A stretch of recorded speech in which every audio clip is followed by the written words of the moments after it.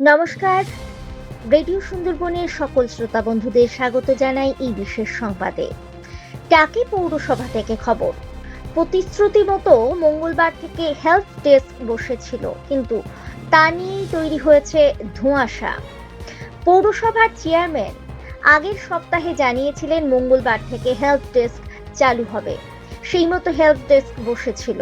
প্রচন্ড বৃষ্টি হচ্ছিল আজকে, তার মধ্যেও বহু মানুষ ফর্ম জমা দিতে হেলথ ডেস্কে এসেছিলেন। কিন্তু বেলা 11টা থেকে 12টার মধ্যেই অভিযোগ উঠেছে, ফর্ম পাওয়া যাচ্ছে না।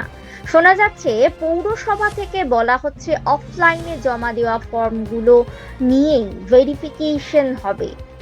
আজকে হেলথ ডেস্কে যে ফর্ম বিলি হয়েছে তা বাতিল হয়ে যাবে। এই নিয়ে সাধারণ মানুষ বিক্ষোভ দেখাতে শুরু করেছেন। হেলথ ডেস্কের বিষয়টি বর্তমানে ধোঁয়াশার মধ্যে। প্রশাসনের কাছে আবেদন, বিষয়টি দ্রুত স্পষ্ট করে মানুষের বিভ্রান্তি দূর করা হোক। টাকি থেকে রেডিও সুন্দরবন 91.2 FM। নমস্কার। কি করে বলবো বলো দিলে এখনো কিছু হয়নি। সাড়ে 10টার সময়, 10:30। কি বলছে এখানে? হ্যাঁ, ফর্ম ফিল আপ করেছি, জমা দিয়েছি।